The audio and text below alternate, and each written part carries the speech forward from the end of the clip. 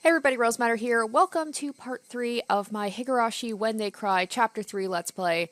In the last episode, we continue kind of being Sadako's surrogate older brother. Had some really sweet moments between the two. I really like these guys, their new dynamic, which will just make, I'm sure, the later parts of the chapter all the more disheartening because I just have a feeling something bad's going to happen to Sadako. And also, we got involved in a crazy baseball game where Keiichi made like a new best friend, and his pervertedness ended up winning us the game. So good on you, Keiichi. So anyway, we are going to jump back into it and see what hijinks these guys get into next. And I believe we do have a new tip. Sadako's trap course advanced. Oh yeah, and there's this creepy ass coach that I'm also going to have to keep an eye out for. I don't like the fact that he's coaching a bunch of, like, I don't know how old he is, but just the way he acts around these teenagers, not impressed. It was a peaceful lunch break. Thud, clatter, splash. なんだ?今廊下からすごいのが聞こえた。なんだろう。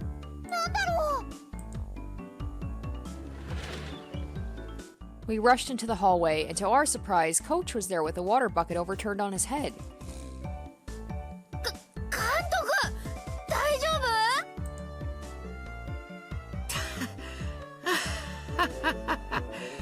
夫? いやー、やられましたね。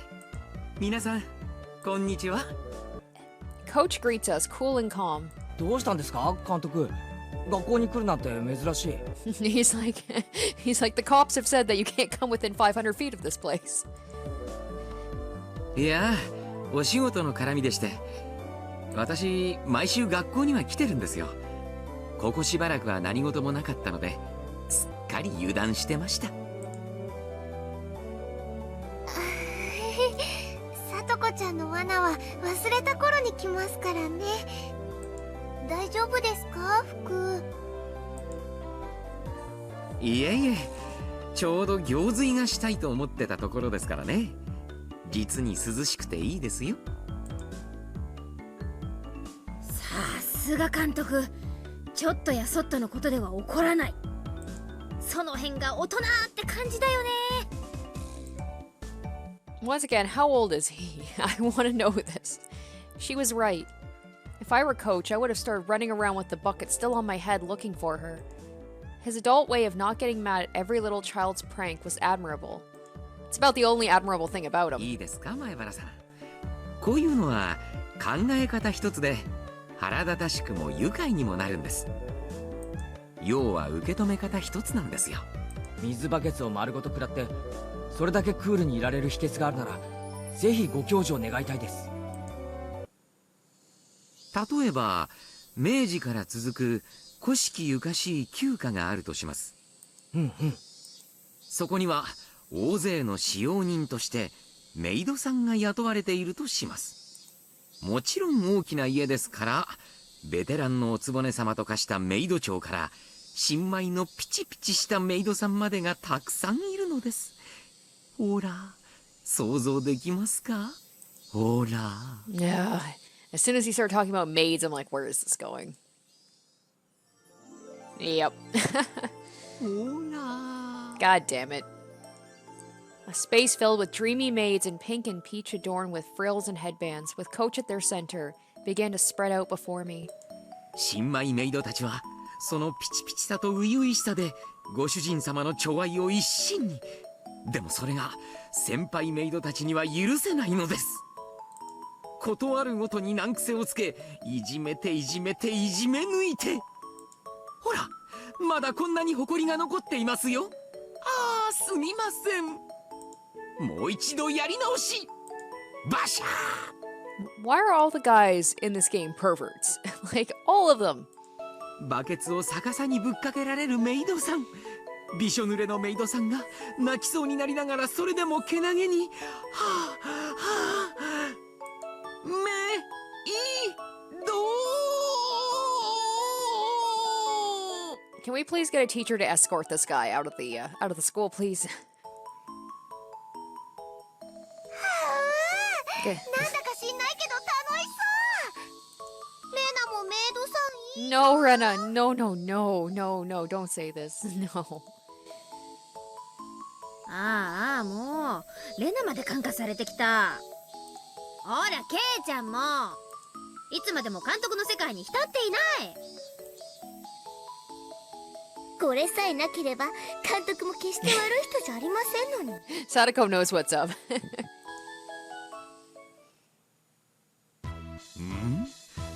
北条さと子さん発見。さと子さん、これは何ざます？まだ埃が残ってるざますよ。おおおお Oh, God. お仕置き No, don't drag her into your perverted fantasy, please. お仕置きざます。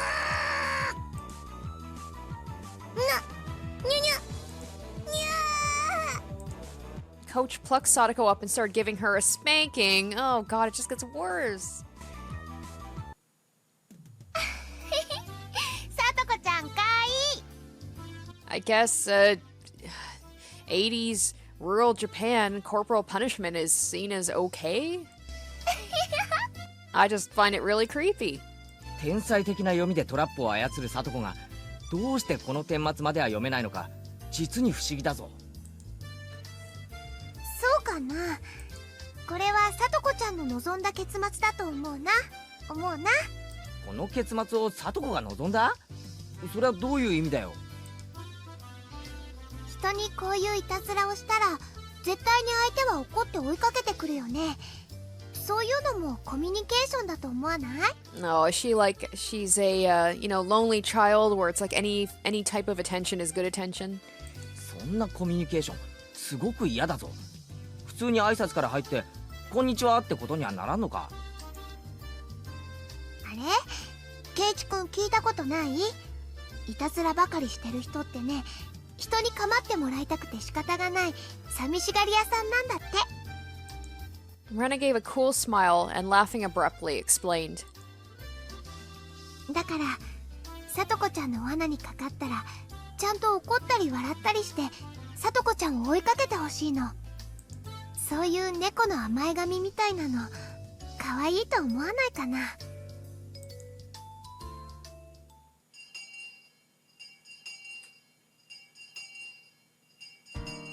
きっとここで驚いて飛びのきますわ。だからここに仕掛ければ絶対にかかりますの。 Sadako, regaling us with her trap philosophy, was improving the already brutal trap hell on the mountain. Frenna was right, and her traps are to get people to pay attention to her. And all these traps on this mountain were basically a crystallized form of those feelings. Okay, I understand that, but there was no need to rub poop on the spikes earlier with that trap. That's just gonna infect someone and kill them. Like, that's a little much. Alone with Rika-chan, setting up trap after trap after trap in the mountains. Always waiting for someone to fall into them. But nobody needed to come to this mountain in the first place. Without a doubt, she and Rika-chan had spent a lot of time imagining how victims caught in the trap would react. Sadako separated for so long from her beloved Nini, Satoshi. With her stubbornness, she never once said she wanted him to come home. But all the traps sleeping on the mountain told me how Sadako really felt. 聞いてますのケイチさん。あ、ごめん。なんだって？このように木の幹に釘を一本打ちつけただけでも立派なトラップになるんですのよ。ちょうどあそこで転げてここに額を打ちつければ痛いですわよ。釘の頭に人間トンカチってわけか。それは痛そうだな。このトラップはきっと悪い悪人を懲らしめる強力なトラップになりますわよ。どんな悪党がかかるか楽しみでございますわね。そこでなんで俺をチラチラ見るんだよ。俺にこれに引っかかってほしいと思ってんのか？さすがにこれは大怪我するぞ。このトラップはちょっとやめとけ。そうですの？まあ確かに愛がないトラップはダメでございますからね。ではその悪党もちゃんと改心したらかからないように少し釘の位置を。 Sadako immersed herself in adjusting the nail's position. Traps of love, huh? Maybe Coach was right. Just by reacting a little differently, everything changes. Come to think of it, maybe you can feel humor and warmth even when Satoko's traps get you. できましたよ。この絶妙な位置でしたら完璧ですわ。いかがです、ケイチさん？お、完璧だな。このトラップに引っかかる悪党が現れるといいな。現れない方がいいに決まってますわ。It looked a little painful, but I considered coming here sometime and getting caught in it.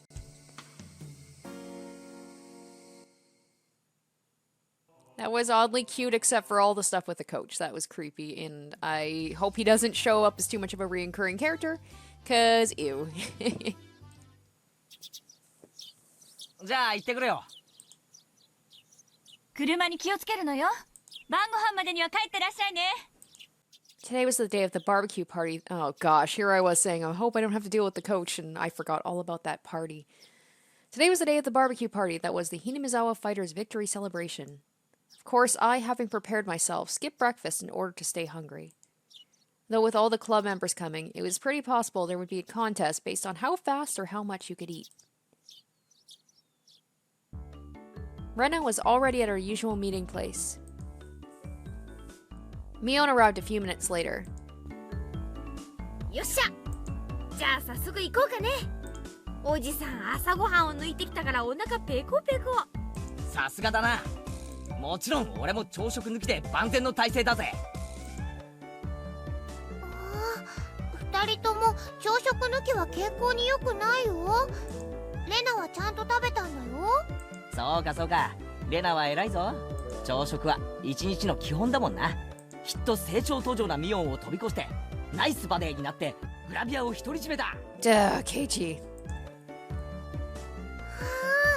グラビアを独り占め。ナイスバデーになったらレナのとこにも白馬の王子様とか来てくれるかな。絶対来ないと思う。ケイちゃんも責任取れないならレナにいい加減なことは吹き込まないように。この子明日から3食くらいまとめて朝食を取り出すかもしれないよ。Yeah, I could see Rena doing that. Wait, who did this gluttonous princess think was coming for her? まあその話は置いといて、とにかく俺たちはいい感じで腹ペコだ。さっさと行って大バーベキュー大会としゃれ込もうぜ。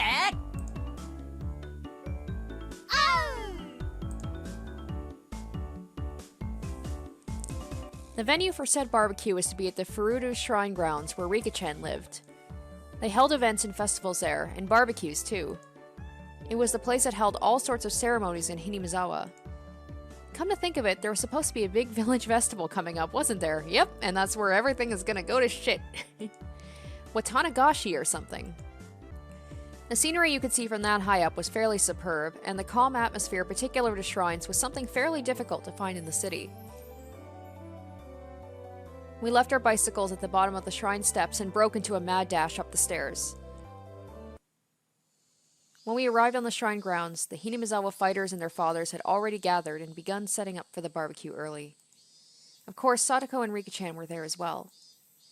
When they noticed our arrival, they waved to us. あら、忘れずにちゃんと来ましたわね。皆さんが来なければその分お肉が多く食べられましたのに。実に残念でございましたよ。甘いぜサトコ。俺たちが来た以上まさか霜降りが一口でも食べられるなんて思ってるんじゃないだろうな。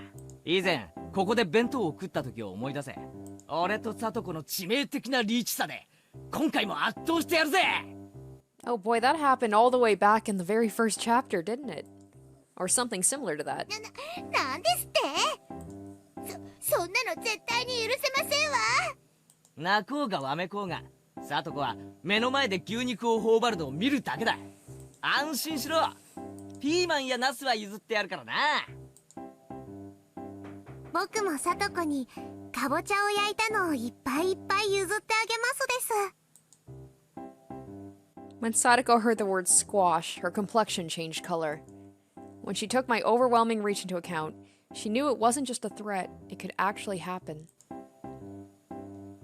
監督に伝えとくよ。サトコはかぼちゃが大好きだって。監督のことだから日本全国から特産のかぼちゃを山盛り集めてきてくれるね。よかったなサトコ。どのかぼちゃもよりどり緑だぞ。朝から晩までずーっと3食かぼちゃ三昧だ。わあ、レナみんながいじめますな。 Sadako tried to leap into Rena's chest. Oh no, clearly, given another second, Rena's mock punches would have us piled on the ground. So just before Sadako hit Rena, I grabbed her by the nape of the neck and pulled her back. Superb reaction with only seconds of foresight. At least, it was supposed to be. But for Rena, when I caught the leaping, crying Sadako, it looked like I was keeping her to myself. Bam, bam, bam.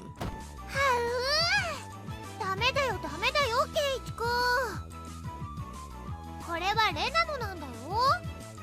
お持ち帰り。はは、レナさん、その調子でミオンさんとリカもやっつけてですわよ。ちょっとタマ。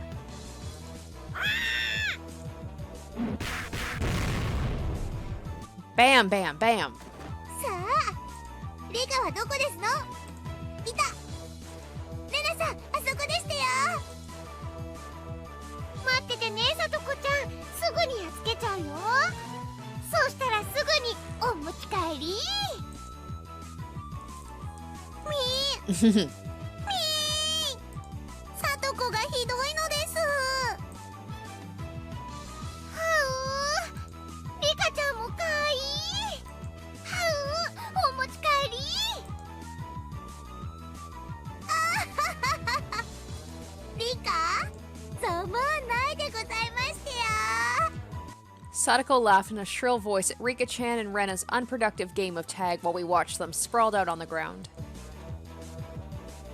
Ugh, 大丈夫ですか There he is. 前原さん、園崎さんも。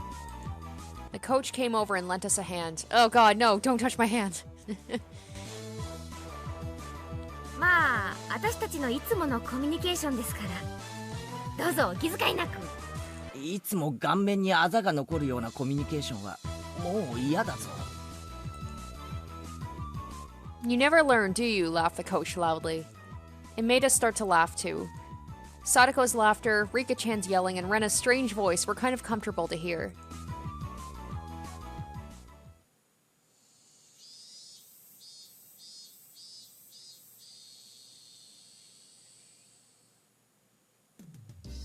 The adults here knew what they were doing, so the barbecue was ready in short order. As the salad oil dripped down onto the plate with a hiss, there was a loud cheer. When the coach brought over a big plate with all the meat on it, we all cheered again. わあ、これ本当にすごいお肉だよ。監督、本当に大奮発したんだね。約束ですからね。これなんかグラムいくらするか知ってます？本当に奮発したんですよ。当然ですわ。三流のお肉じゃ昨日の私の大活躍をねぎらうには値しませんでしたよ。そうだね。今日の主賓はさとこちゃんに違いないね。確かに最後のホームランを打ったのは紛れもなくサトコだもんな。しかも油断させたといえ小細工なしの特大アーチ。さとこは運動神経は良いのです。悪いどころか世代的には突出してるんじゃない？私なんかと比べても運動能力は決して劣らないでしょ。さとこちゃんってひょっとすると将来はスポーツ界で大活躍できるかもね。なんだか褒めちぎられて照れますわね。むしゃむしゃ。 Sadako, for whom the excessive praise made her not notice the moderately grilled meat being stolen one after the other, was just far too cute. 前原さん、重い。 Tomato-kun and Akumuro-kun were carrying something over to us. It was a huge barbecue plate. おお、これぞまさしくバーベキューの主人公の到着じゃねえかよ。 The plate was chock full of skewers with vegetables and meat on them. The grilled, burning hot meat juices made a ch noise as they drizzled off. Gulp. You need a lot of heat for cooking something on a metal skewer, so they had grilled the whole plate at once. やっぱりこれがなきゃバーベキューとは言わないですよね。ああ、まったくだ。俺も手を貸すから早く持っていこう。よいしょよいしょ。わあ、見て見て、すごいのが来たよ。 Everyone greeted us with a cheer. Each person received a skewer with vegetables and big pieces of meat on it.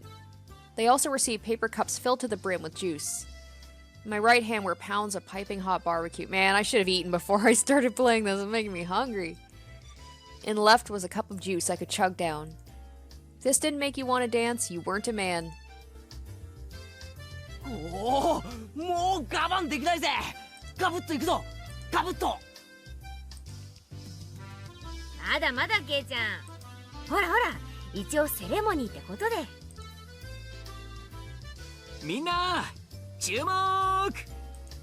The coach with a cup of beer in his hand mounted the nearby beer cooler. This was supposed to be a victory celebration after all. We needed an opening statement. Damn, I hope it ends soon. For every second this goes on for, a little more of the food's freshness goes away. What? Sadako stomped down onto the back of my foot.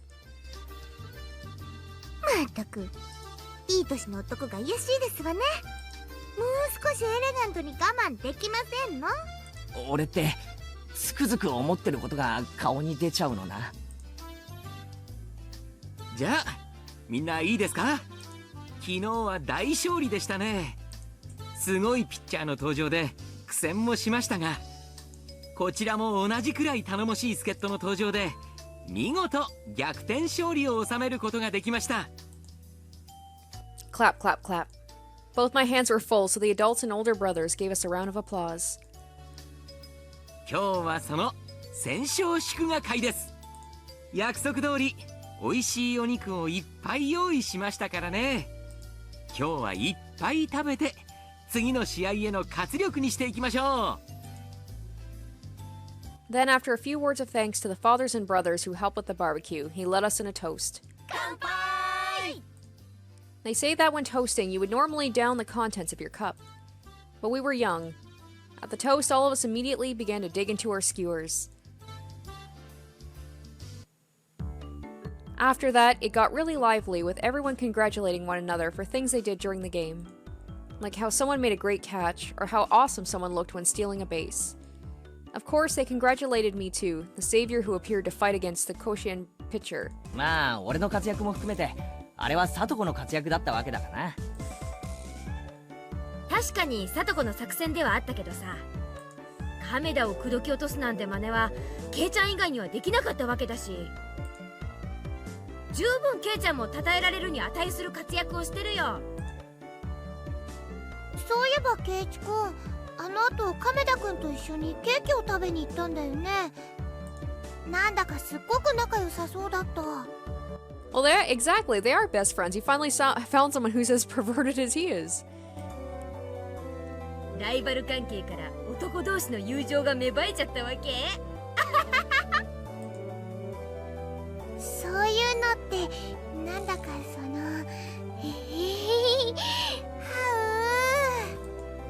I violently brushed through Rena's hair as she turned red in the face for some reason at the mention of friendship between males, dispersing her pleasant-seeming ideas. Now then, where's the hero, or rather the heroine, Sadako? Oh, there she is. Sadako was with Rika-chan in the middle of bragging her heart out about the home run yesterday. And her teammates spared no compliment for her, since even though he was going easy on her, the fact she hit a throw from a Koshian pitcher was something else. Sadako was more loquacious than usual. It seemed she was in a great mood. She was flying so high that I thought for a moment about getting a word in to tease her. But she was the leading actress today, so I decided not to bully her at all. As I watched Sadako going at things as lively as usual under the sun, it struck me that it didn't quite line up with the pleasant time I'd spent with her. But both those were the real Sadako. I didn't care which it was, her smiling happily or making a big lively fuss like this. Just as long as she would keep smiling like this forever. Oh, that's not going to be happening, Keiichi. 楽しそうですね。あんなにはしゃいで。 The coach had approached me from behind before I realized it. As he gazed at Sadako from afar, like I had been doing, he addressed me. So I could tell he was talking about her. さとこちゃんの笑顔を見てると、なんだか心が洗われる気がしません？ He smiled, refreshed, searching for confirmation. I felt a little embarrassed to admit it, so against my better judgment, I played it off. そうですか？あいつの笑顔じゃ皿一枚ろくに洗えないと思うんですけどね。それを聞いたらさとこちゃん怒るんでしょうね。でもそんな彼女もとってもキュートなんですよ。 Leaving her cuteness aside, I could understand him thinking Sadako getting angry for being teased would be funny. イリアさんでしたっけ？入江です。でもみんな監督って呼びますからね。前原さんも監督と呼んでくださるととても嬉しいです。 I'm happy to call him that because I can actually pronounce coach. As he said that, Coach Iri smiled, blushing a little. 監督はサトコのことを気に入ってるみたいですね。I didn't have any real basis for saying that. It was just what I felt to be true. ええ、気に入っていますよ。大好きです。 Oh boy. Oh, keep away from her. 彼女がもっと大きくなったら Ooh. 求婚しようと思って。 Oh, it's even worse than I thought. Ew, I thought maybe like, oh, I love her like a little sister like Keiichi does. Oh god. Creeper. I hope this guy dies. This guy really says some insane stuff, doesn't he? After being astonished by this, I hurried to put my mind back in order. Like, he's old enough to drink booze, and she's like 11. There's so much wrong with this. I'd heard this coach guy was the kind of person who said crazy things out of nowhere. According to Mio, and if I took everything he said seriously, I physically wouldn't be able to take it. Well, that's what I'm doing right now, and I cannot take this, so... If I was able to ignore that part of him, it seemed like he'd be a really funny guy. あれ？今前原さん驚かれました？じゃあひょっとしてさとこちゃんのこと狙っています？それは困ります。私はもう何十年も前から狙ってるんですよ。監督、何十年も前にはまだサトコは生まれてないと思うんですけど。ん？ Coach gave me a dry grin and laughed. Was this how I should be doing it? I must somehow master the art of responding to this coach guy. The way to respond is just to not talk to him at all. After that, I received many words of praise for my actions, almost too many, as that conversation was happening. Leaving aside the controversial statements this coach person would spout suddenly, I learned he was very composed and not a bad guy by any stretch. I'm still on the fence. 俺なんかよりあの特大アーチを放ったサトコの方が正直あいつにホームランを打てるなんて思わなかったです。さとこちゃんのお兄さんはどちらかというとおとなしい文系のタイプでした。きっとさとこちゃんはその反対の才能に恵まれたんでしょう。 Her brother? Right, he meant Satoshi. The one who left Sadako and ran away from home, Sadako's Nini. Satoshi Hojo.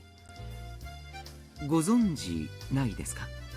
さとこちゃんのお兄さんです。北条サトシ君と言いましてね。彼もひなみ沢ファイターズで活躍してたんですよ。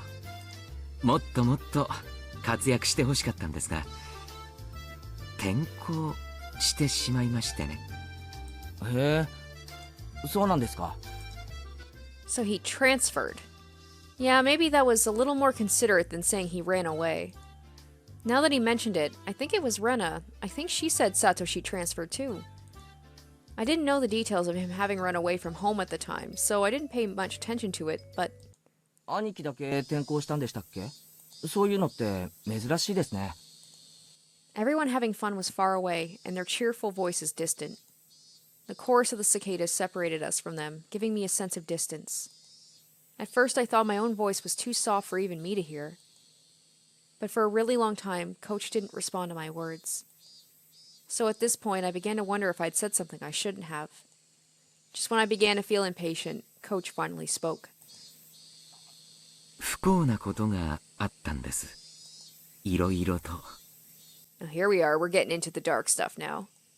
After informing me that what he was about to say was a secret, Coach began to talk, a little at a time. もう3年になります。ちょうど今頃の時期でしたっけ。聡子ちゃんのご両親が事故に遭われましてね。事故？ええ、旅先の公園で展望台から転落されましてね。It was supposed to just be a little time away from the house with the family. They went for a walk on a path through the nature park after it had rained. There was a little viewing platform that looked like it had a good view. That was the stage on which the tragedy was set. The metal fixtures in the viewing platform fence had deteriorated from time. And with all the rain they had just gotten, they might have loosened somewhat. Right before Sadako's eyes, both the fence and her parents fell. There was a river some tens of meters below. The water level was high due to the rain, and apparently very muddy. それで両親は？ Coach gave a thin but melancholic smile and touched his paper cup to his lips.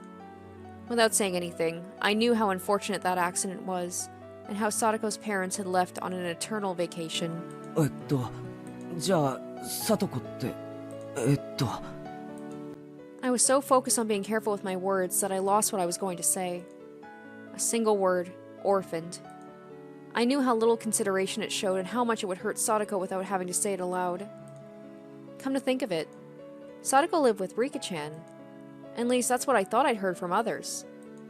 Wait, Rika-chan, her father died from illness too, and her mother soon after. I felt like I heard she was living by herself. ええ、今はフルデさんと一緒に生活しています。2人ともご両親がいなくて心細い日もあったでしょうが、助け合いながら生活しているようです。親の庇護なく生きていくっていうのは、あの年頃にはとても辛いことだと思います。前原さんでもその辺はわかるでしょ。 I've only survived because I rely on my parents, so the only reply I could give was to nod. フルデさんは特に村のお年寄りに慕われていますからね。この村にいる限り生きていくのにそんなに不自由はないでしょう。そういえばそうですね。リカちゃんって村のマスコットみたいなところがありますからね。確かにこの村での生活には困らないように思います。 Rika-chan could just go meep once and get 2 or 3 croquettes from a vendor after all. I felt like if she asked for help, everyone in the village would. でもそれはフルデさんだけの特別な事情です。聡子ちゃんも同じというわけではありません。 Rika being so spoiled was just an exception. Upon thinking about it normally, living on your own as a child should be fraught with difficulty. It wasn't then very difficult to imagine how much suffering Sadako had to go through just to live. It wasn't very difficult to imagine. Was I really thinking that? No, I was only thinking the words. I couldn't imagine it in the slightest. How was I supposed to imagine it when I saw that annoying smile of hers? There was no way I could. I found out she was living apart from her brother, and I just kind of vaguely thought it was rather unfortunate. I mean, Sadako was smiling so energetically every single day. Was I thinking her smiling meant she wasn't hurt? That she didn't feel lonely? When she found out my parents were coming home the other night, Sadako said, "A family sitting around the dinner table is the most fun way to enjoy a meal of all." Those words held a lot more weight now. あの子を養子に迎えようと本気で思ったこともあります。 That's gonna be a no for me, dog. Nope, nope, nope, nope. 養子？ It's a secret. After warning me, Coach put his index finger to his lips. Gee, I wonder why he would want it to be a secret. I wonder why he would want to secretly adopt a little girl, and not have anyone know about it. 私はこの年になるまで本当に堅実に生活してきました。財産もあるし信用もあります。ですが結婚だけはしてない。法律で既婚者でないと養子は取れないって決まってるんですよ。だから私は聡子ちゃんを養子にしてあげられないんです。残念です。聡子ちゃんにパパって呼んでもらえる計画は早くも頓挫ですから。It's like he only wants to adopt her, so she'll call him Papa. This guy spouts some crazy stuff, and I know he's joking and stuff, but I still just get a bad vibe from this. I wonder if this guy's gonna be behind whatever horribleness might happen to Sadako. At first, I was only half listening, but midway through, I realized how rude that was. This coach person seriously only wished for this one little girl, Sadako, to be happy. That was neither crazy nor was it nonsense. He just wanted her to be happy. Those were his true feelings.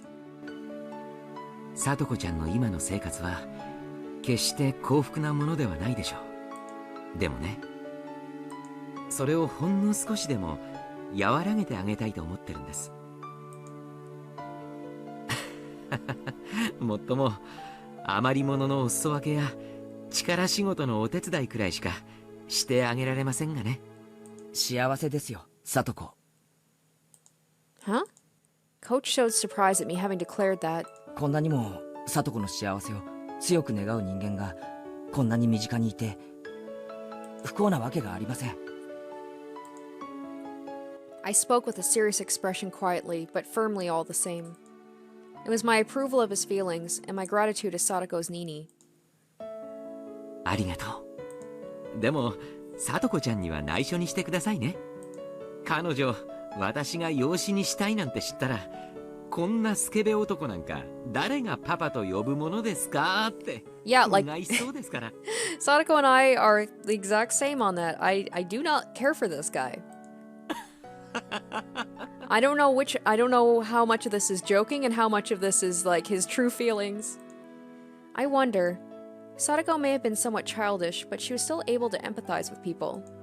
She'd call him that. I knew it. As my feelings had gotten across, Coach grinned, satisfied, and returned his gaze to the hustle and bustle before us. Her parents and her older brother. She lost her family, had no relatives, and was huddled up with Rika-chan, who was in the same situation. Sadako Hojo. It wouldn't be odd for her to look at her life with despair, but she didn't seem to feel that way. She lived energetically with a smile. あの子にはね、いつまでも笑っていてほしいんです。It was a naive wish, and yet it was one that he couldn't help hoping for. So the words I spoke were the same. 奇遇ですね。俺も同じことを考えています。おや、前原くんもですか？では私たちは仲間ですね。No, it doesn't. No, it doesn't. 約束しましょう。約束？ It's a very simple one, the coach said, giving me a grin. 絶対に彼女を泣かせたりしない。It was short and to the point. あ、はい。俺もそれ約束します。Coach nodded happily. We exchanged no more words after that. We just sat there comfortably, gazing at Sadako and everyone else having a good time. She'd certainly lost family, but there were people watching over her. How reassuring must that have been? 仮にですよ。聡子を養子にできたらどうします？それは難しい質問ですね。Coach gave a wry, happy smile, then exaggeratedly tilted his head in contemplation. まずですね、私のことをご主人様と呼ばせて優しく可憐なメイドにします。And Shion makes her arrival. How does this guy always pick the craziest times to say the craziest things? 前原くん、私まだ何も言ってませんよ。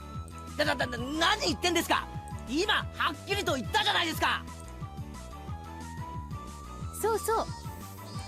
聡子を自分専属のプリッチーなメイドにするっては Oh っきり boy. 言いました。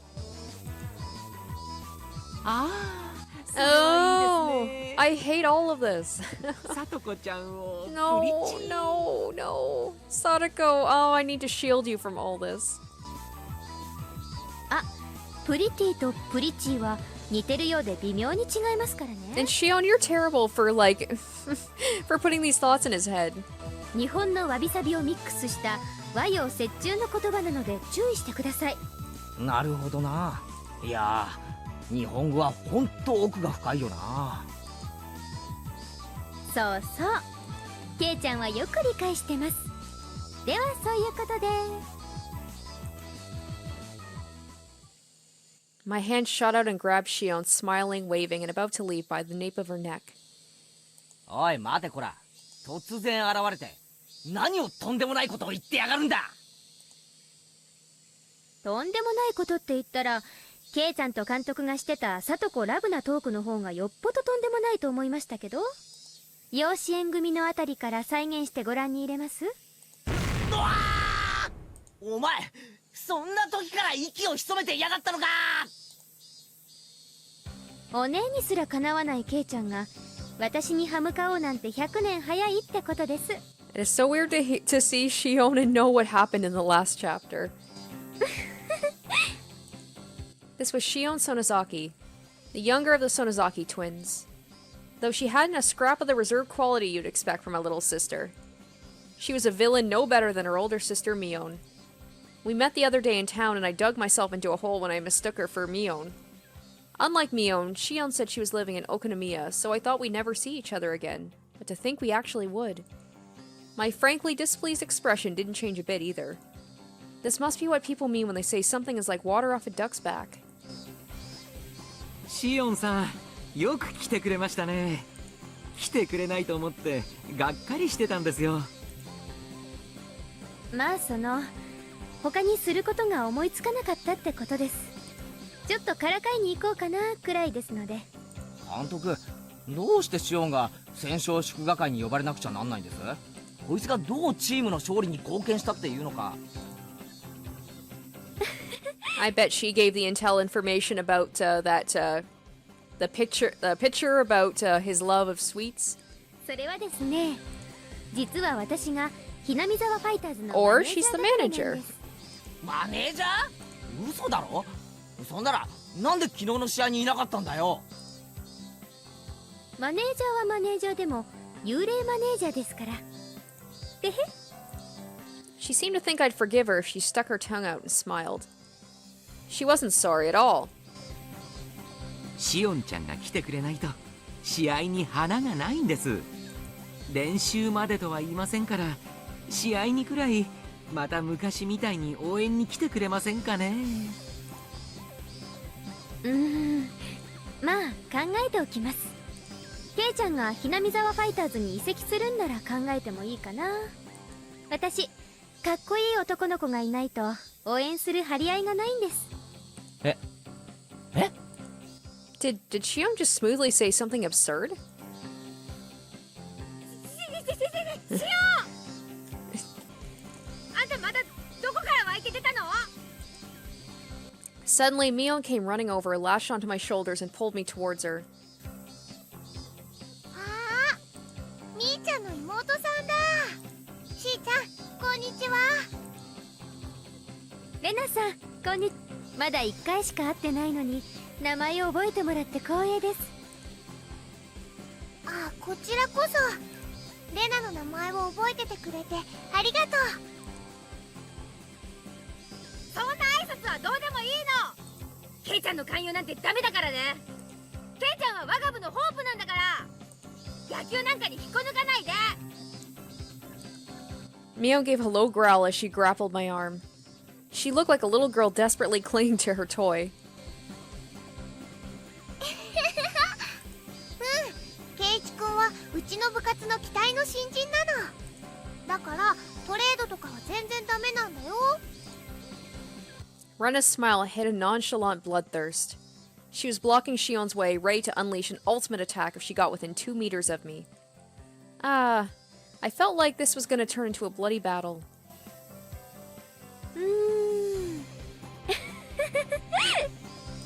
それは残念です。じゃあ交渉はまたの機会に。あんたに交渉権なんかないの？監督、なんでシオンまで呼んだわけ？シオンは丸1年もサボってる幽霊部員じゃない。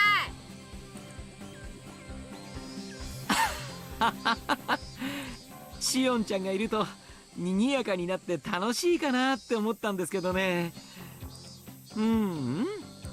実に賑やかになりました。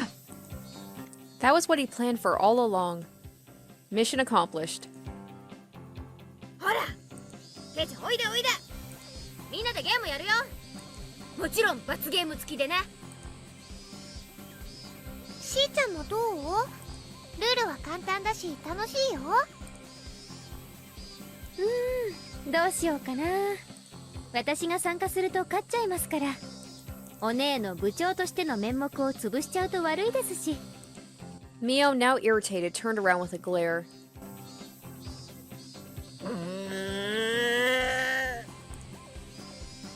なんですお姉、私も一緒に参加して姉妹対決にした方がいいですか？多分やめといた方がお姉のためだと思いますけど。あっかべー、塩なんか混ぜてやらない。仲間外れべーだ。 Whoa, Mion just avoided direct confrontation. It seemed like the twins were completely incompatible with each other. Yeah, you could say that again. 混ぜてあげないの？みーちゃんとの対決見たかったかな？私シオン嫌い。あいつと戦うのは苦手なの。 An angry Mion dragged me away. Slide. 頑張ってくださいね。ここで応援してますから。ケイちゃんファイト。おう。 Shion waved her hand at us, reveling in the bliss of teasing Mion. Alright. Club activities had begun, which meant I needed to clear my mind. What was today's battle? Today's punishment game. I'd take anything on. ほらほらケイ、覚悟なさいませよ。今日は徹底的に行きますわよ。おう上等だぜ。サトコだろうと誰だろうと手加減無用でぶっ潰してやるぜ。そこをレナは漁夫の利で優勝だよ。僕はそれに小判ザメで優勝を狙いますです。はう、リカちゃんが小判ザメみたいにペター。お持ち帰り。よしみんな、今日は大人数だから簡単で分かりやすいゲームにしよう。今日のゲームはね。 Oh, leave it on a cliffhanger. Alright.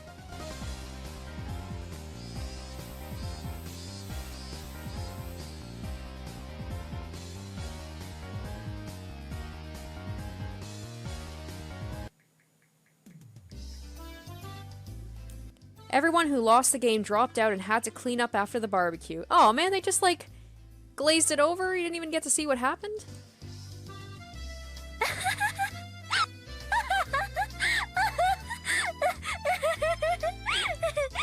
Shion laughed more uproariously than anyone I'd ever heard when she saw my loser face. Okay. Was my getting bombed out of the game really that funny? いやいや、あの時のケイちゃんの顔。お前らそれでも人間かよみたいな。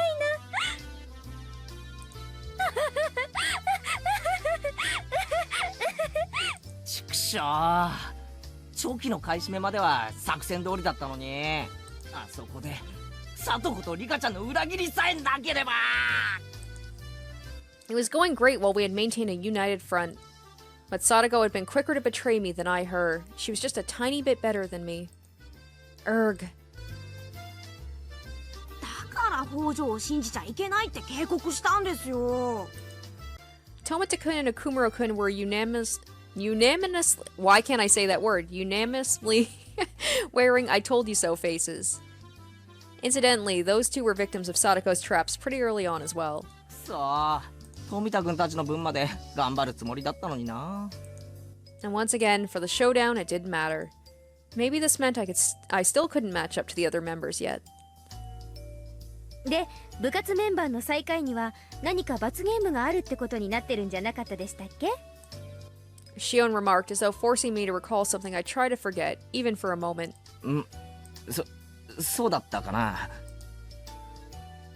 そういえば前原さん、委員長と罰ゲームを決めるときかなり熱くなってましたけど。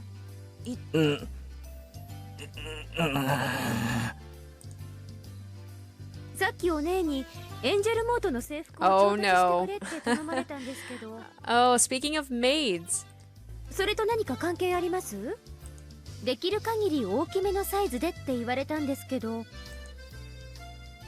Tomata-kun and Akumuro-kun were giving me these complex, indescribable looks, mixing empathy, pity, and the desire to see something scary all at once.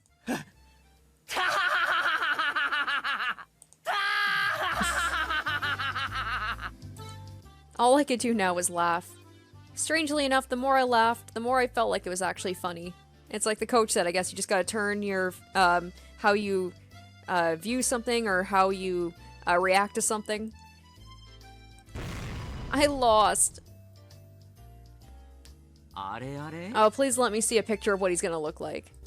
前原さんどうしちゃったんですか Oh, he's gonna be all heated up if he sees him in in a costume. I feel like this guy doesn't discriminate. 笑ったり泣いたり吠えたりいいんです。あれは嫌がってるふりのジェスチャーなんです。罰ゲームを口実に得られる貴重な経験に興奮を隠せないだけなんです。ね何が貴重な経験とは。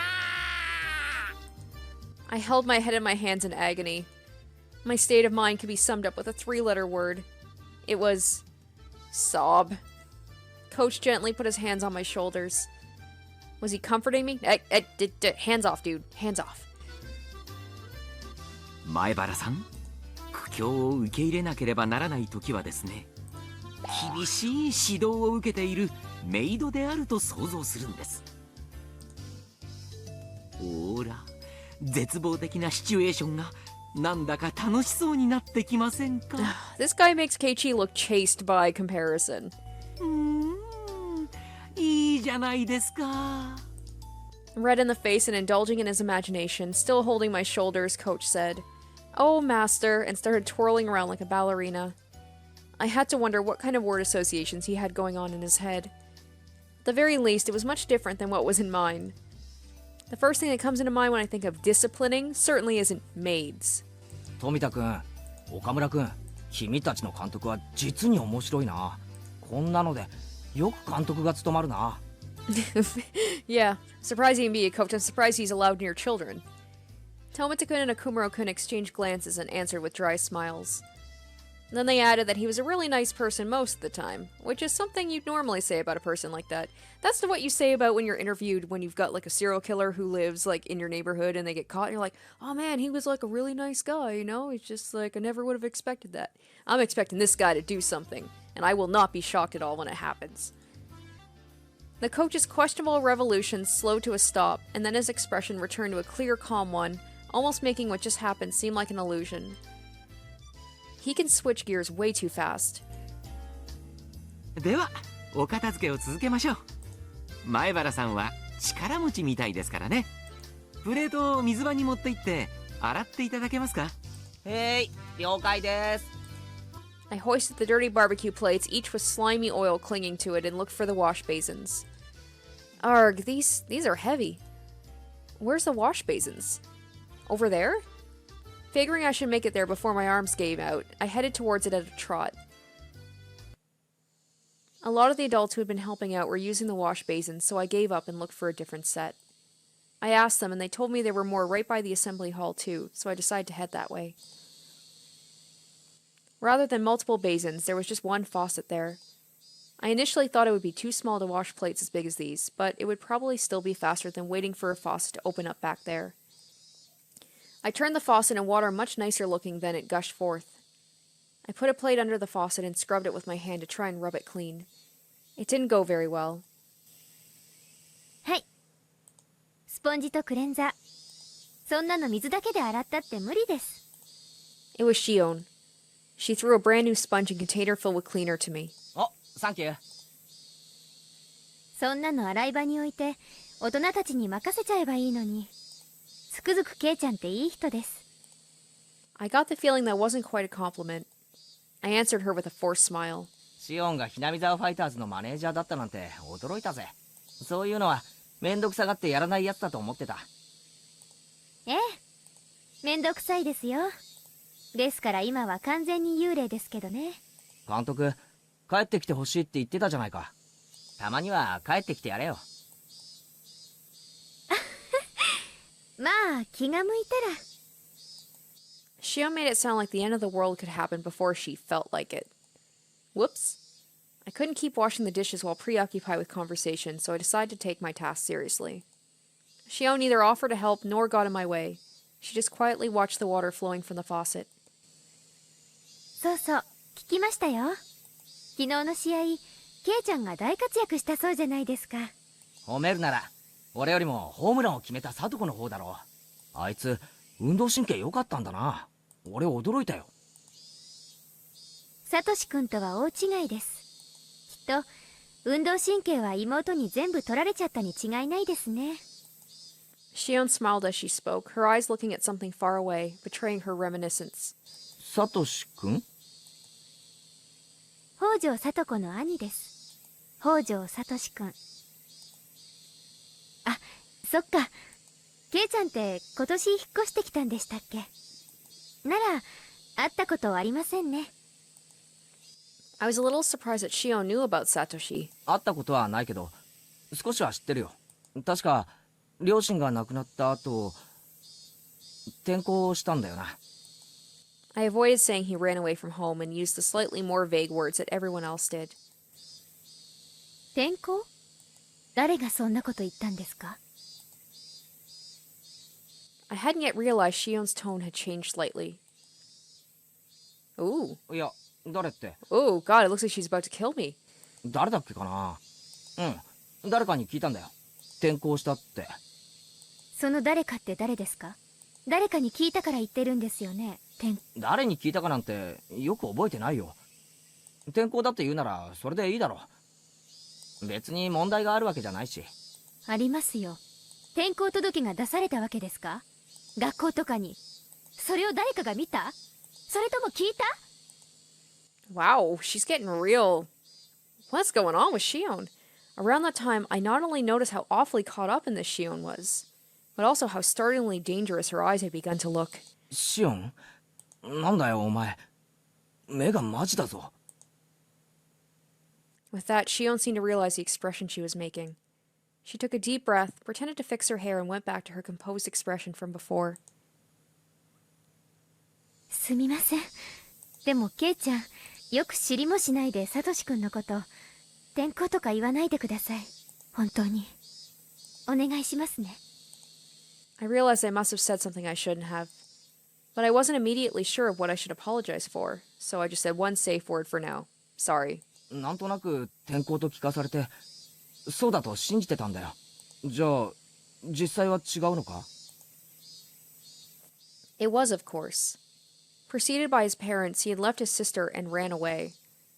But I wanted to try and avoid using the words run away, so I pretended not to know. Upon seeing my flustered reply, Shion realized she was intimidating me and lowered her voice. あ、すみません。別にケイちゃんを責めてるわけじゃないんです。ちょっと言葉がきつすぎましたね。謝ります。別に気にしてないよ。That was a fib. I was actually a little scared even. Was there something wrong with saying he ran away? Was there some sort of misunderstanding in saying he transferred? But before I could ask her, she turned on her heel to leave. おい、シオン。じゃあ、頑張ってください。ケイちゃんのプレートで最後みたいですよ。洗い物。Her final remark reminded me of the dishes I had so easily forgotten about. So immersed in conversation we were that it got pretty late. I turned the faucet again to get the water flowing faster. Whoosh! I violently scrubbed the plate. When I turned back around, Shion was no longer there. By the time I'd finished washing the plates, most of the other things had been cleaned up. The air had cooled off before I realized it, and as the heat that had stuck with us all day dispersed, a nice breeze started to blow. Alright, that was interesting. So it seems like we're definitely going to be getting more into Satoshi's background, because we still don't really know too much about what happened to him.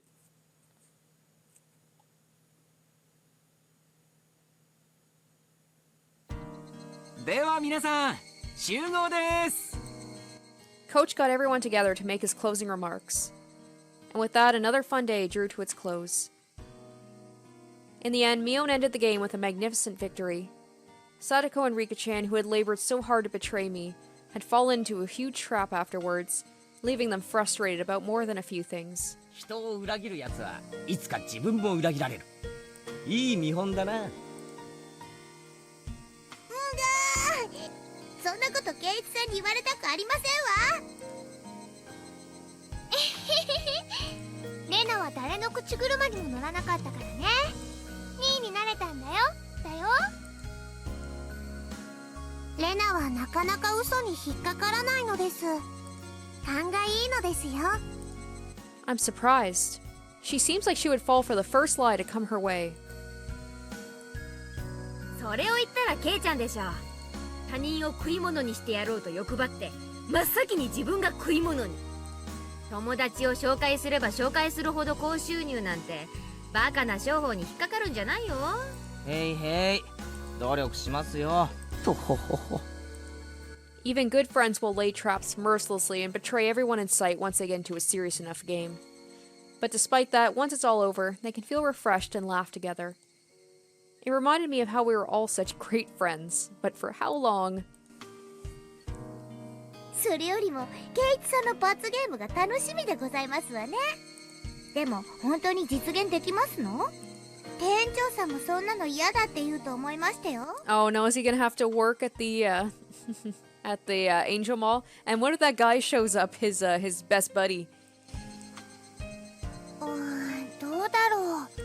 圭一くんすっごく可愛くなるかも。見てみたいかも。僕もとても楽しみなのですよ。転ばせてフキフキをさせますです。ああ、それはいいね。なぜここ一番で俺は勝てないんだ。今日は絶対に勝ちたい。この罰ゲームは誰かにやらせてみたいと思うといつも負ける。足りないのか。勝利への信念が足りないのか。うわ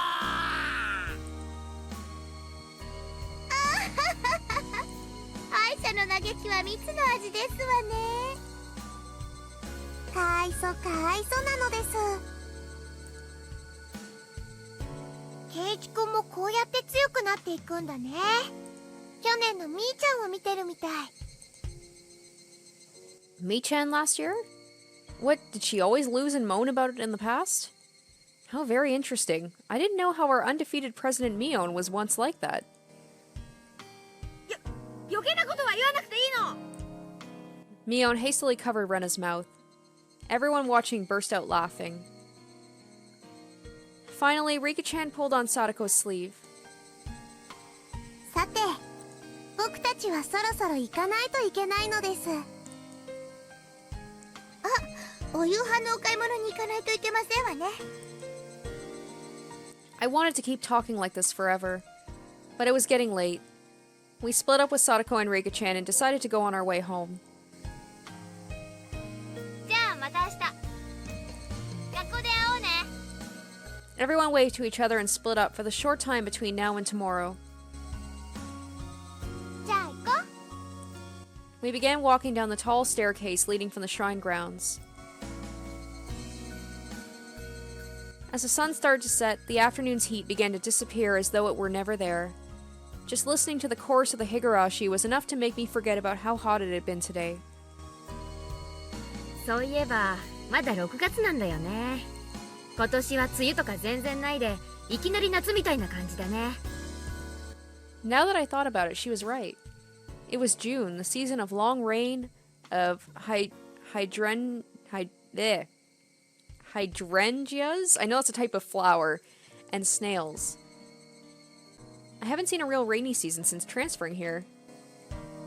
週間予報によると週明けあたりからはもうちょっと梅雨らしい天気になるらしいよ。大雨注意とか言ってたから綿流しにぶつからなきゃいいんだけど。そうなんだ。やっぱり梅雨は梅雨らしい方 Oh がいいよね。yes, it's only a matter of time before Watanagashi. レナは梅雨の長雨って結構好きだよ。長雨なんて気がめいるだけだって。ねえケイちゃん。I was a little spaced out, so I was late in answering Mion. I was thinking back to my conversation with her sister. When I said the Satoshi transferred, Shion clearly got angry.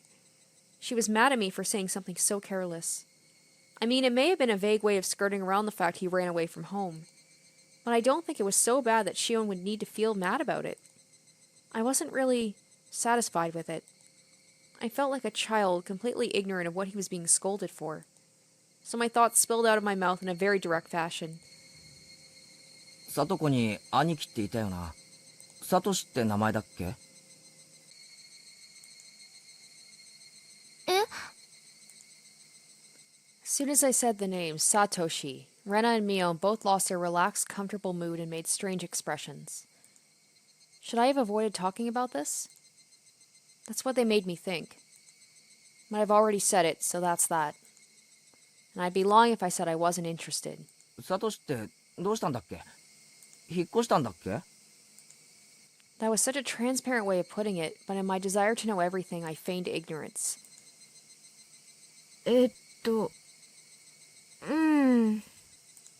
Mion turned around and looked to Rena for assistance. Rena looked between us, then quietly and softly spoke. あれ？言わなかったかな？転校しちゃったんだよ。When I said those words to Shion, she got upset. So I answered her with the same words Shion had given me. 転校って誰がそんなことを言ったんだよ。I had only intended to borrow Shion's words, but I said it exactly the same way she had, right down to the thorns in my voice. When I realized what I had done, I immediately tried to soften my remark. 本当に転校したなら転校届とかが学校に提出されるはずだろ。でもそんなの実際には出てないんじゃないのか？ Mion and Rena, their eyes grew wide. They were at a loss for words. I started to feel like I was doing something really bad. I thought they were only hiding the fact that Sadako's older brother ran away out of consideration for her. This is what happens is Keiichi gets too far in over his head, he looks into things he shouldn't, he asks questions he shouldn't, and this is where all the trouble begins. 別に二人を責めてるわけじゃないんだぜ。ただサトシはどうしたのかなって聞いてみてるだけのつもりで。I wasn't trying to blame them. The fact I had to remind them even looked like I was tormenting them with an impossible question. No, maybe I was actually bullying them. Maybe I had lashed out at them in retaliation for Shion getting mad at me. This whole day had been so much fun, but now... Why did I go and say something that made all of that meaningless? I couldn't help but regret my own careless curiosity. That is the one thing that just seems to be the factor in all of these. It's just Keiichi, his curiosity getting the better of him, and it leading to trouble. That's enough. Let's drop it now. As I was about to say that, Mion spoke up. 別に隠そうとか騙そうとかそういうつもりじゃないのを分かってほしいんだけど。Mion's tone conveyed her genuine awkwardness. They sounded like the excuses of a child who'd been presented with evidence of her own mischief. サトシは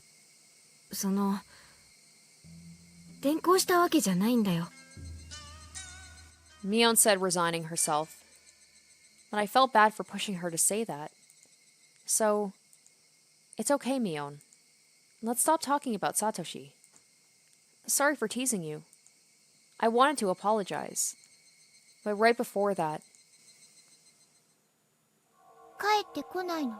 Damn, I feel like things are getting darker earlier in this chapter than in the other ones. But I guess in the first one, it didn't take long for there to be the whole story about, the guy at the construction dam who got killed. But this seems early. This seems early for it to get so dark. And for Rena to say that with a smile on her face. Unlike Mion's stammered reply, Rena was extremely clear and resolute. 帰ってこないって。ある日から家に帰ってこないの。Am I gonna have to watch out for Rena in this episode? She seems like she's saying this with such glee, almost. He won't come back. That was a very strange way of putting it. Normally you would say that he hadn't come back yet. At least I thought you'd only say it like Rena if he wasn't capable of coming back. You wouldn't say it like that when talking about someone who ran away from home. 帰ってこないってどういう意味だよ。じゃあサトシはどこへ行ったんだよ。知らない。Rena's word choice felt very cold to me. It was so cold I couldn't muster a response right away. だからさ、レナの言う通りなんだよ。Like, at least Mion seems kind of upset about it. ある日を境に、サトシは家に帰ってこなかった。Mio noticed the deadlock between us and hurriedly followed up on what Rena had said. まあ村中みんなで探したし、警察も方々を探してくれたよ。それで家出じゃないかって話になってさ。家出じゃないかって話になって。When running away from home, I thought you were supposed to leave a note or something. So when Satoshi ran away, he would probably have left some kind of letter apologizing to Sadako. That was just kind of what I figured. But from the way Mion was talking, it seemed a little different than just running away from home. 警察の人が調べたらさ、サトシってバイトとかでコツコツとお金を貯めててさ、貯金とかしてたんだけど、それをいなくなった日に全部下ろしてたのが分かったんだよ。で、名古屋駅だかでサトシによく似た人が目撃されたとかで。He withdrew all his savings to fund his escape from home. Was that it? It seemed consistent enough to me. But before I could say anything... 私はそんなの嘘だと思う。サトシ君は家出なんかじゃない。Oh great, now she's talking in the third person. That's no good. ちょっと待てよ。転校したわけでもなく、引っ越したわけでもなく、それで家出したわけでもないなら、一体サトシはどうして。やめなよレナ。Mion whispered to her. Rena, however, continued without interruption. And then she said this. だってこれはお社様のたたりだもの。Oh, here comes the curse. I feel like this is the earliest the curse has been brought up so far, though. たたり It took some time before I understood what Rena meant by that. Mion clicked her tongue and shook her head a little. Oh, here's the eyes. 私に教えてくれた。The eyes. 誰かに見張られている。後をつけられている。家の中にまでついてくる。寝るとき、枕元に立って見下ろしてるって教えてくれた。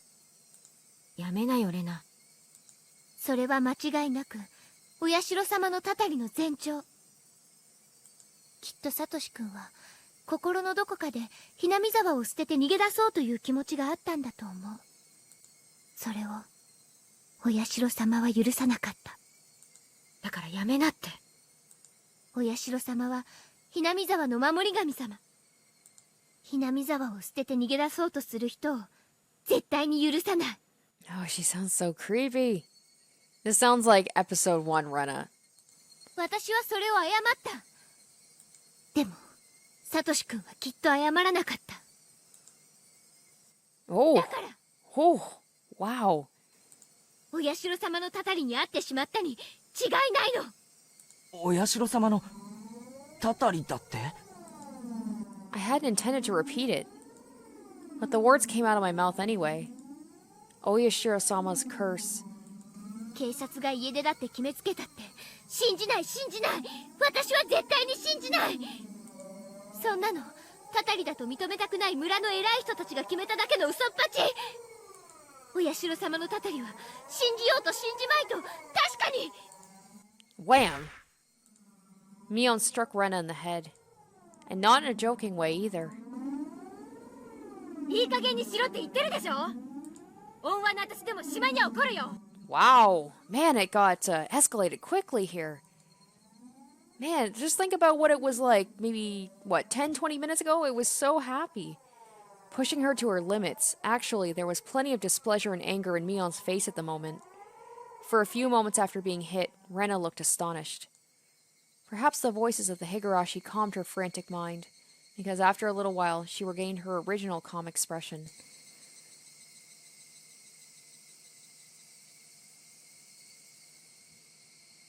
We arrived at the place we always split up with Mion. No one said a word until we got there. The voices of the Higurashi just tortured our ears with their buzzing. We'd always split up with Mion here, leaving just Rena and me. Please don't leave me alone with Rena again. God, now I'm getting flashbacks. あのさ、ケイちゃん。前に漫画貸すって約束したじゃない？よかったら寄ってく？ Uh-oh. Well, last time I went to your house, it did not end well. Huh? She promised that? Now it's like Mion is trying to protect me from Rena rather than the other way around? Like last chapter was all Rena.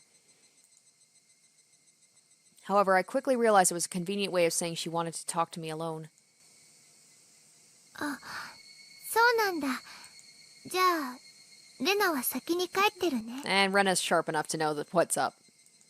Maybe she realized it, maybe she didn't. Thankfully, Rena quickly said she'd go home before us. Well, can I trust... じゃあね、レナ。 Can I trust Mion in this episode too? Maybe Mion's gonna put me, push me aside and be like, hey, don't talk about stuff like that or you're gonna end up dead. また明日。うん。また明日ね。ケイチくんもあまりお邪魔しすぎないようにね。もう夕方だから。ちょっと本を借りに寄るだけだよ。じゃあな。Considering the fun day we had, it was a very insipid, lonely parting.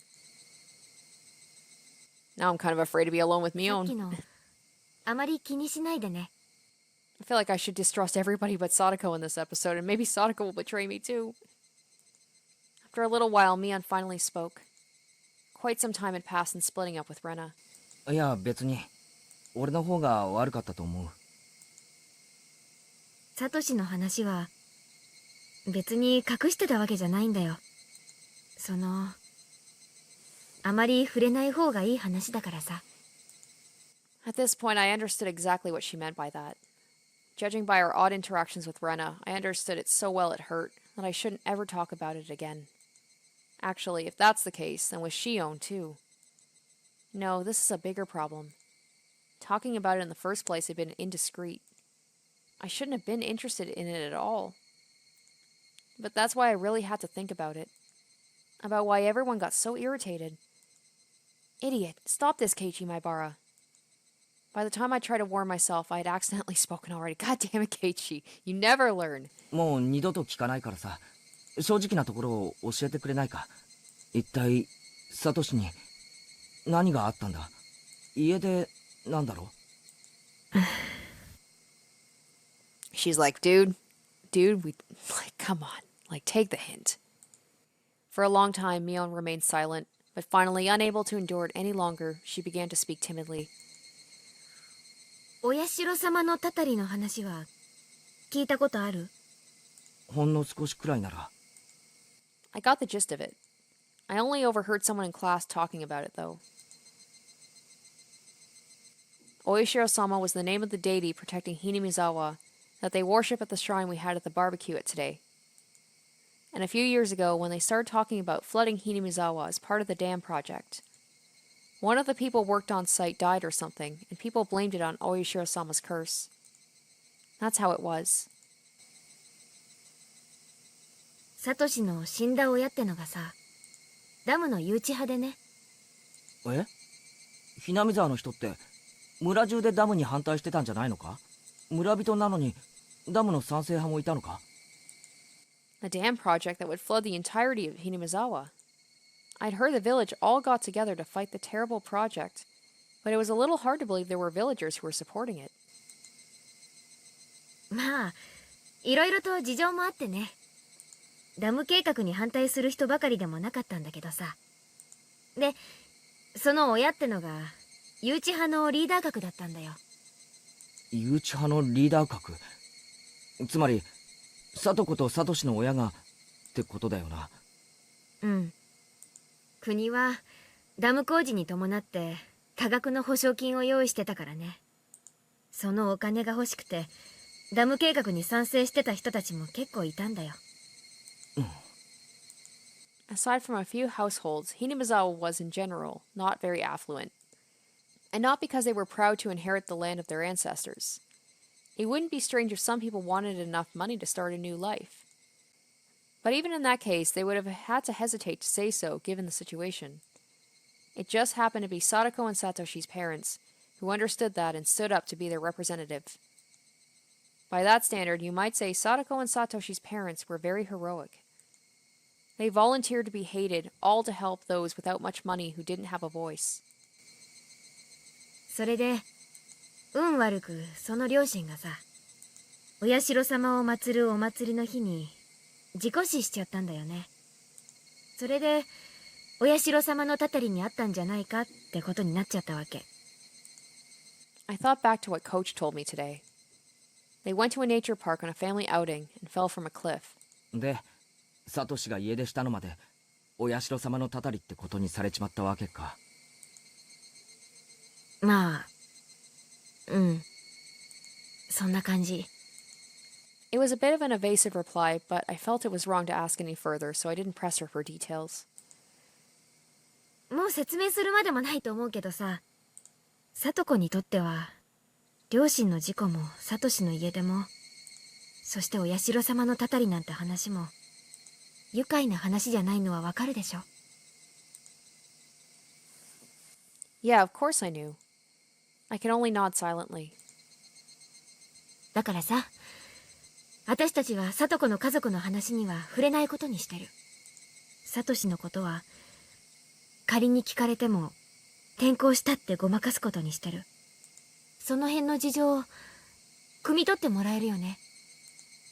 They wanted to protect Sadako's happiness, her smile.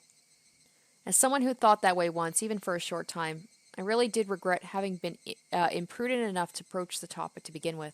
ああ、わかるよ。俺も軽はずみなことを聞いたと後悔してる。When she heard that, Mion smiled, seeming a little relieved. With that understanding, thinking I should get going, I began to make my way home. I could really have stopped by Mion's house, but it was already late. Maybe Keiichi knows in his past life something happened there that he should stay away from her house. I'd stop by again the next time I had the chance. じゃあな、ミオ。今日は悪かったな。また明日な。じゃあね。We waved to each other. Then suddenly remembering something, Mion called out to me. ケイちゃん、あとさ、サトコにだけじゃなくレナの前でもサトシの話は慎んでくれるかな。え？さっきので分かったと思うけどさ、レナってどういうわけかお社様のたたりの話だけは笑い事で済まないんだよ。転校してきた時から。Yeah, judging by how Rena was acting earlier, it was clearly no laughing matter to her. Mion had interrupted the conversation for us. But if Mion hadn't been here, what might have happened? どうしてレナはあんなにマジになるんだろうな。Not only Rena either, but Shion too. 知らない。レナはね、あ、これ内緒だよ。言ったら絶好だよ。Mion emphasized this as her expression clouded even further. 言わないよ。 Which means Keiichi's totally gonna tell someone. で、レナが何だってんだよ。お社様のたたりに会ったことあるんだって。え？私は悪いけど被害妄想過剰な何かの思い込みじゃないかって思ってるんだけどね。でも本人はそう言ってるし、そう信じてる。茶化すとかなり怒る。レナは普段はチャラけてるけど怒るとかなり怖い。Yeah, she is. She really is. 分かってるよ。レナの前でも言うなってことだろ。サトシの話。うん。できればこの話題にも二度と触れるべきじゃないと思うね。レナのためにも。Which means we're totally gonna talk about it, or Keiichi's totally gonna blurt something out. サトコのためにもさ。For everyone else's too. And if I must say, for your own sake too, Kei-chan. With her silence, Mio made sure I knew that. そうだな。うん。わかったよ。ありがとう。 Saying only that, she waved her hand and began walking away. I watched her go, a little dazed, and then started walking myself. Sadako's older brother, Satoshi. Had he run away from home? Or had he been a victim of the curse and disappeared forever? Whichever the case, none of this was anything I should have asked about. The cooling air forced me into self-reflection. I wanted Sadako to smile. Yet my curiosity easily defeated me, and I frivolously tried to step into the dark side of things in a joking manner. I'm shameful. I wanted today to be exactly like yesterday. I wanted tomorrow to be just as fun as today, too. So why did I go and do something like that? We were having a blast at the baseball game yesterday. And today we had a blast at the big barbecue party, too. It was a lot of fun. But then I went and almost nullified all those fun times. I would have to be more careful starting tomorrow. I would put all this unpleasant stuff behind me forever. Like hell, I'm gonna let my enjoyable life end because of how careless I was today. Sure, you tell yourself that, Keiichi. And the more I thought that I'd be more careful starting tomorrow, the more I couldn't get rid of the ominous thought that I had already put an end to those enjoyable days with what I'd just done. Yeah, probably. Hey, wait. Calm down, Keiichi Maibara. The gears of destiny are freaking gigantic, aren't they? What happened just now was trivial. It doesn't make any sense to think my life will be totally different starting tomorrow. But even though I understood it logically, he's like, I know what game I'm in and I know how this goes.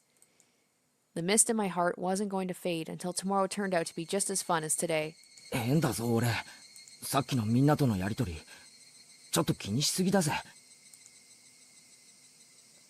I wish tomorrow would come already. I wanted it to make me understand how absurd my insignificant doubts really were. The night was long.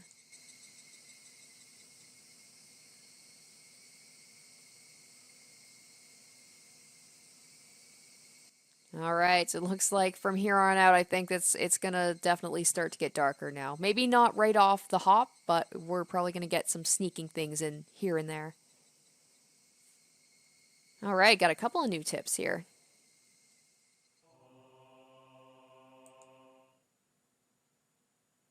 So we're back to the happy fun one, but that middle one. Something about an autopsy. It's starting to get dark. 女の子に重いものを運ばせようって言うんですか？そんなだからいい年になっても相手が見つからないんですよ、監督は。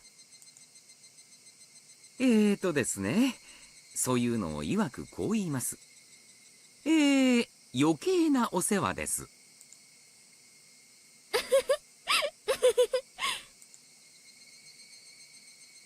He was loading the station wagon with heaps of equipment we used for today's barbecue meeting. All the fathers and sons who had helped were starting to get on their way. さて、シオンさんはどうしますか？あなた、ここまでは何で来ました？自転車でしたら、積んで送って差し上げますよ。Oh, don't get in his car, Shio, no. スクーターだからいいです。お心遣いだけで嬉しいってことにしときます。It's funny, girls seem to know. It's like girls have creeper alerts. It's just like, guys, oh, I can give you a ride. And there's like, no, that's quite okay. 今日は来てくれて嬉しかったですよ。やはりマネージャーさんがいないとパッとしませんからね。まだ私マネージャーなんですか？1年も丸々サボってんだから、こんな無能マネージャー、いい加減に解雇するべきだと思いますよ。シオンさんが辞めたいって自分で言えたらいつでも解雇してあげますよ。ずるいな。早く解放してくださいよね。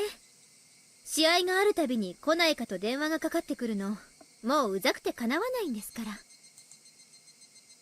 シオンちゃんももっともっと素直になれば、とってもキュートで可愛い女の子なのに。お父さんは悲しいですよ。一体どこでねじ曲がってこんなにひねくれてしまったんだか。ああ、お父さんの愛の抱擁で力強く包み込めば目が覚めますか。Well, でしたら遠慮なく。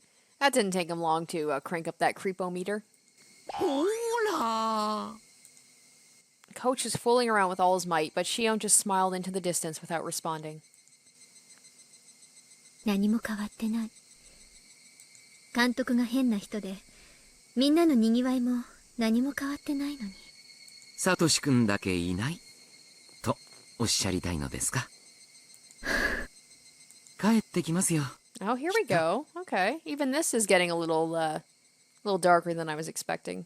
待っている人がいるんですから。勝手なこと言っててください。彼も罪作りな人ですよね。こんな可愛い彼女を置き去りにしてどこへ行ってしまったんだか。彼女？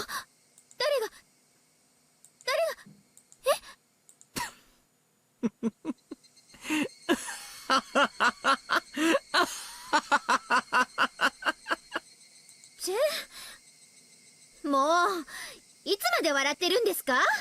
監督！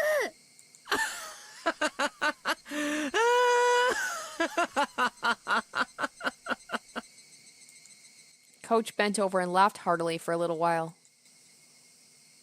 ではまたお会いしましょうね。試合にもたまには応援に来てくださいよ。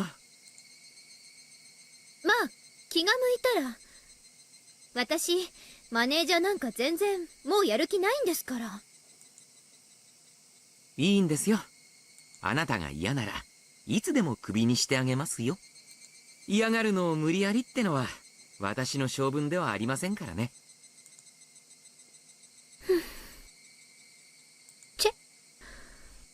はいはい。すみませんね、すみませんね。私の負けです。気が向いたらまた応援に来ますので、今日は堪忍してください。おっと、もうこんな時間。機材返す約束の時間が。先方をもうだいぶ待たせてますね。では今日はこの辺で。また次の試合でお会いしましょう。ええ、気が向いたらね。さよなら、監督。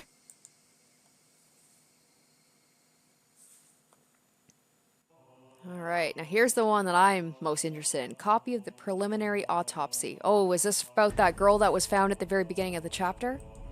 Still had, yeah, that whole thing. Totally forgot about that. The autopsy suggests the victim was killed in the following manner. Entire body bound in restraints. Traces left behind from when the body seemed to have been bound indicated usage of a specific restraining table rather than rope or another common method. Oh, okay, here we go. Restraining tables, things about the finger joints. This is sounding like Mion. Finger joints on either hand appear to have been bound especially tightly. Highly likely that the table was either specially made or homemade given this information. Both ears and nose severed with a sharp blade. Traces of the restraint and other things seem to suggest there was at least one more other than the one who severed these body parts holding down the victim's head. Possible that multiple blades were used, with one of them most likely being scissors or shears. Oh, there's the nails. 5 nails penetrating fingers on each hand. 1 long nail stuck in each joint of each finger on each hand for a total of 30.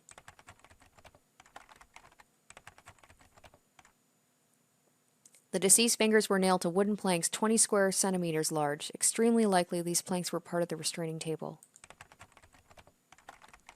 In addition, it is likely the table was originally designed for just such a purpose. I just realized, I'm not saying that this is Takano, but usually I feel like by now we're introduced to her or Tomitake, the photographer. I don't know, they haven't appeared yet. I'm just waiting if that's going to happen or not. Abdomen incised, intestines removed. The incision in the abdomen is likely to have been a technique grounded in medical methodology. Why can't I say that word? Methodology, I think that's it, using a sharp blade. Estimated that there was still no threat to the victim's life at this stage. After this, the organs inside the incision were dismantled and removed. The victim likely died as a result of this process. Body disposed. After fastening a dumbbell to the victim's neck using a commercial pet collar, the victim was likely abandoned in the Uji River's third drain. Judging by the dumbbell's weight, it's highly possible they would have needed at least 3 grown men to have disposed of the body. Also kind of sounding like Mion, you know, she's got the family, you know, she's got people to help her. The fact that there was at least one other person to help, you know, torture this person and then dispose of them. To Oishi-san, or Oishi? Oishi-san. Here's a copy of the preliminary autopsy of the slaughtered corpse in the Uji River. Chief Shigeharu sees this as having a possible relation to the S group. What are your thoughts, Oishi-san? Alright, well, interesting. And then I'm wondering if this is going to be Oishi's entrance here. This is that mahjong parlor, I think. Yep. 出ましたね。ロンチュンドラさん、満願です。なんすかそれ。なんでドラが3つも入んすか。バカモンが。大石がテンパイしとんの分かっててカンドラ増やしよってからに。自業自得じゃぞ。チュンさらしたらドラを上乗せするぐらいしかやることないじゃないですか。夜会さらしたらドラそばは切っちゃダメですよ。This is like Greek to me. Oh my god, this makes no sense. Oishi grinned meaningfully as his buddies, swearing, began breaking down the walls and reforming them. 時に大石さんどうですか。割れましたか。なんじゃい。ああ、例のドブ川惨殺死体の話かの。何か手がかりはあったのか。ねえ、まあ。裏はそっちで取ってくださいよ。さすが。何者です仏。間宮里奈、本名は律子。Okay, that name does not sound familiar to me. 獅子骨フラワーロードにあるブルーマーメイドってキャバクラに勤めてたみたいっす。やれやれ。そらやばい店じゃな。確か、園崎家の若頭の店じゃろ。And one of the Sonozakis owns. Okay, all right. Already that Sonozaki, you know, connection is already popping up. 園崎あった。S 号関連か。Oh, S group. Okay. Oh, so maybe Mion does have something. I was hoping maybe I could trust her in this episode after the last episode. 難航しそうな山だな。噂じゃ仏さん、園崎の上納金に手をつけちゃったらしいっす。話じゃかなりシャレにならない規模らしいっす。女が上納金に手を出したか。裏に男がいそうじゃのう。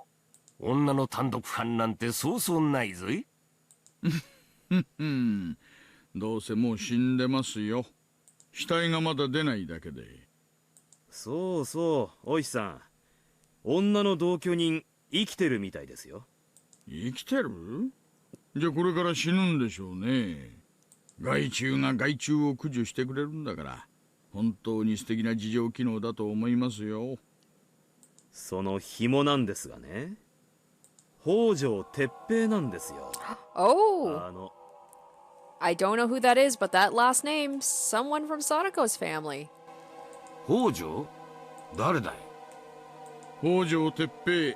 去年ひなみ沢で起こった主婦撲殺事件の仏のご主人ですよ。Oh, so that was her aunt, right? So her parents died, and then her aunt, I believe, got killed by that intruder.